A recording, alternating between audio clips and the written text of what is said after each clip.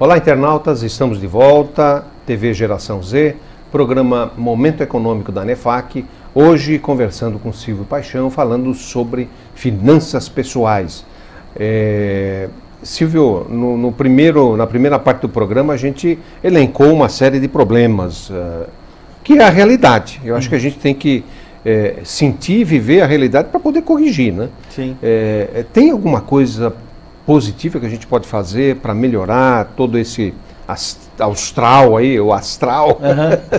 Não, eu acho o seguinte, que as pessoas pelo menos podem estar confiantes no seguinte aspecto, né? A solução está com elas. São elas que têm que assumir o comando da vida financeira e que têm que buscar solução para elas. As soluções, os remédios podem ser dolorosos, podem ser amargos nesse momento, exatamente para que você possa ter uma vida mais doce, uma vida mais tranquila no momento seguinte. Mas isso faz parte do dia a dia da gente. A gente vive um mundo competitivo, vive um mundo concorrencial, e a gente sabe que depende de nós escolhermos os caminhos fundamentais, né? E escolhas são feitas de uma maneira, espera-se, consciente. Claro. Não se permitir que o que o outro acha que seja o melhor para você, porque cada um tem as suas necessidades e as suas especificidades. Silvio, uma pergunta da internauta Juliana, pegando o gancho do que você comentou agora, como fazer um orçamento pessoal? O orçamento pessoal, eu diria que a parte mais importante dele, visto que a renda já está dada, né? Então, primeiro na renda, considerar renda líquida, pelo amor de Deus. Porque as pessoas sempre tendem eu tenho um salário de 3 mil, de 4 mil, e não é. É sempre aquilo menos os impostos. É o que você efetivamente recebe na mão. Então, a parte mais importante do orçamento está no lado das despesas. Então, você precisa estabelecer o padrão de vida que cabe dentro da tua renda. E esse padrão de vida, ele tem que contemplar a construção de reservas. Não me importa ou não importa para aquela unidade familiar se são 5, 10, 15, 20%. Tem gente que costuma guardar 50% do que ganha, cada cabeça uma sentença. Mas esses são as exceções que confirmam a regra. Do outro lado, as pessoas, além de não fazerem sobrar, entram em déficit. Então, no final, a solução da situação está nas nossas mãos. Na primeira parte do programa você comentou muito bem sobre a questão da educação, que é uma falha muito grande que nós temos aqui no Brasil. E a Carol está fazendo a seguinte pergunta. Cabe então às pessoas buscarem alternativas para suprir essa falta de educação, de informação na escola sobre educação financeira? Sem dúvida. Todas as vezes que nós queremos melhorar, a gente tem que subir o patamar da nossa formação. Para subir o patamar da informação, a gente tem que sair do básico, que é o que a escola nos fornece. Então, a escola nos fornece o básico para que você possa ter a sua autonomia de buscar caminhos para encontrar soluções que são específicas, que são próprias de você. Então, a pessoa normalmente tem que buscar se diferenciar dos outros. E no caso das finanças pessoais, na hora que nós estamos discutindo o orçamento familiar, ou como você vai investir o seu dinheiro, sem dúvida nenhuma a pessoa tem que buscar se preparar educacionalmente para isso e buscar ajuda fora também quando necessário. Isso significa que muitas vezes nem minimamente a gente sabe de quanto a nossa renda está comprometida. Você comentou há pouco que a renda está dada quando você vai pensar no orçamento, mas eu acho que as pessoas minimamente às vezes não sabem, nem minimamente, né? O quanto está comprometido o seu orçamento. Não sabem mesmo. Então eu vou dar 2 exemplos bastante singelos dessa situação, né? Será que as pessoas já fizeram a conta de quanto, por exemplo, o valor da conta do celular representa do seu orçamento? Será que você precisa pagar por aquele serviço, aquele montante, aquele percentual da sua renda apenas para ficar disponível para as pessoas te localizarem ou conversarem com você? Então, esse é um primeiro detalhe. O outro detalhe que eu acho bastante significativo é as pessoas não determinam o quanto da renda vai ser para aquilo que a gente chama de gastos básicos necessários. O quanto que eu quero gastar para comer, o quanto que eu quero gastar para viver, Viver no seguinte sentido, né? Onde eu vou morar, de que jeito que eu vou morar, como eu vou me transportar. E fica todo mundo buscando, às vezes, algo que parece que vai lhe dar alguma satisfação, alguma melhora de qualidade de vida, e não necessariamente. Quem disse que hoje em dia morar em São Paulo, ou para morar em São Paulo, é melhor se locomover de carro? O transporte público é muito mais eficiente, muito mais barato, e permite que você possa ir para todos os lados de São Paulo em relativa velocidade e sem se comprometer com acidentes ou custos adicionais de estacionamento, multas e tudo mais. Então, para que eu preciso de carro? Realmente eu preciso de carro? Ah, pô, mas eu preciso de carro para viajar. Faz uma locação do carro para o final de semana. Vai sair muito mais barato para você e você não vai ter nenhum problema de manutenção do carro. Após décadas no Brasil, até 1994, em que vivemos com a inflação galopante, o Brasil se acostumou, não vou guardar dinheiro porque pela inflação eu vou perder tudo. Mas isso ainda persiste hoje e a gente sente uma ausência tremenda de falta de poupança na população. É isso mesmo? Na realidade, o nosso problema ele é cultural, que a gente pode, vamos dizer assim, parcialmente explicar pela cultura ou pelos períodos hiperinflacionários que nós tivemos, mas eu acho também que tem uma decorrência da nossa renda ser bastante baixa. Então, a grande maioria das pessoas tem uma renda muito aquém daquilo que nós poderíamos dizer que seria aquela minimamente aceitável para que as pessoas pudessem ter um padrão de vida onde eu desenvolvo uma atividade profissional, eu posso melhorar minha formação educacional e ter um mínimo de prazer nos finais de semana de uma maneira digna. Então, se você for olhar a renda média de uma unidade familiar brasileira hoje, ou de um trabalhador brasileiro hoje, está ao redor de R$2.000. É baixíssimo. É baixíssimo. Estamos discutindo aí $670 por mês. E esse 2.000 sem imposto. Já sem estamos imposto. Discutindo aqui valores brutos. Estamos discutindo valores então, brutos. Somando a isso, que a carga tributária é das maiores do mundo, em que o assalariado é o que paga mais impostos quando ele consome. Sim. Fica uma situação difícil mesmo. Bastante. Aliás, está acabando o mês de maio, agora a gente pode respirar fundo porque vamos começar a trabalhar para nós mesmos, porque até agora nós trabalhamos para pagar imposto. Quer dizer, 5 meses trabalhando para pagar imposto no Brasil. Para pagar imposto. É um absurdo. É um absurdo mesmo. Agora, em função de tudo isso, eu posso dizer que o brasileiro, então, se acostumou com o endividamento. O que é péssimo, é isso? Mas é uma verdade. É como se a pessoa tivesse um vício e fosse um drogado. Ele não consegue se livrar daquela situação e às vezes ele vai precisar de ajuda mesmo para sair daquela situação. Agora, quem quer mudar de patamar, quem quer mudar um determinado comportamento, ela precisa estar consciente, primeiro, que o seu comportamento está errado e precisa querer mudar. Então são duas condicionantes absolutamente fundamentais, necessárias, mas não necessariamente suficientes. Então, as pessoas precisam enxergar, precisam querer mudar e precisam pôr em prática tudo isso.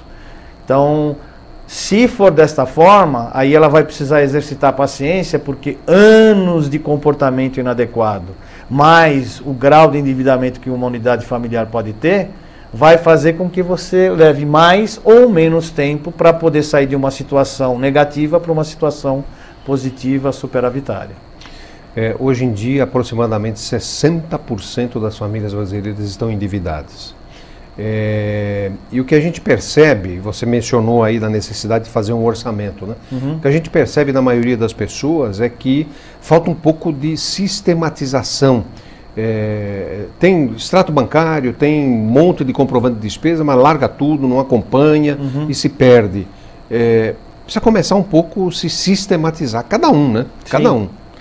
Eu diria que as pessoas elas têm um comportamento muito inadequado com compras parceladas. Elas acabam não levando em consideração o impacto que elas vão ter no seu orçamento mais adiante. Então, o que acaba acontecendo? Quando elas se apercebem, o orçamento dos meses futuros já foi comprometido e ela perdeu o rumo financeiro. Então, as pessoas precisam entender o seguinte, que não existe possibilidade de você fazer a gestão do teu orçamento sem levar em consideração o padrão de vida que você quer levar e os objetivos de vida que você pretende alcançar. Para isso, você precisa ter um mínimo de organização e um mínimo de controle das suas contas a pagar e do seu orçamento. E o que a gente percebe é que as pessoas, talvez por falta de controle, acabam entrando no crédito rotativo do cartão de crédito, no cheque especial.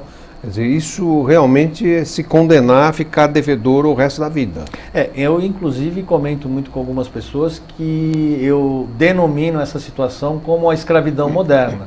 Porque as pessoas passam períodos importantes da sua vida comprometendo o seu orçamento somente para pagar dívidas. E se bobear, é só o serviço da dívida, só os juros. Elas não conseguem amortizar o principal da dívida que elas levantaram. Nós podemos dizer, Silvio, que isso é consequência da baixa produtividade da mão de obra no Brasil? Eu diria que isso tem desdobramentos ou tem repercussão direta por conta dessa falta de produtividade que é decorrente da baixa formação educacional que nós temos, né? Então a produtividade é uma resultante disso. Então as pessoas acabam se fiando muito em determinados sistemas produtivos e não acabam adquirindo um conhecimento de por que as coisas acontecem daquele jeito para poder melhorar, ganhar produtividade e fazer de maneira diferente. Aliás, inovação, que todo mundo prega tanto hoje em dia, é decorrente de questionamentos do que está acontecendo em volta, para que você possa não só ser mais competitivo, mas a economia possa ser mais sustentável, que é fundamental para nós daqui para frente. Você fez um comentário, eu diria, fundamental. Apesar dos números ruins, da crise, etc., a solução está em cada um de nós. Sim. Então, parte do problema somos nós vamos ter que resolver. Apesar de todo o cenário ruim, a partir do momento que você muda a si mesmo, a sua conduta, a sua forma de proceder, você vai começar a resolver primeiro o seu problema. Sim. E ajudar o restante da economia brasileira, né? Tem uma pergunta da Carla. O primeiro passo para essa mudança é a educação financeira, que nos ensina a utilizar o dinheiro de forma inteligente. Então, quais esses primeiros passos, se a pessoa quer mudar, o que ela tem que fazer? Eu não vou contradizer a Carla, eu vou acrescentar alguma coisa diferente.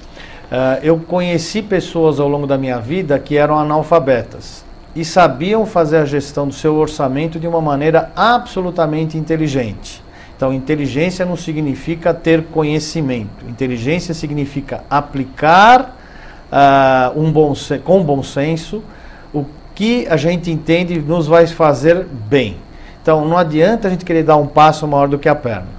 Então, de uma maneira prática, Carla, é bom a gente ter formação educacional adequada, é importante a gente saber como é que esse ferramental pode nos ajudar, mas sem dúvida nenhuma, o utilizador desse ferramental, ele é insubstituível e é para nós mesmos, né?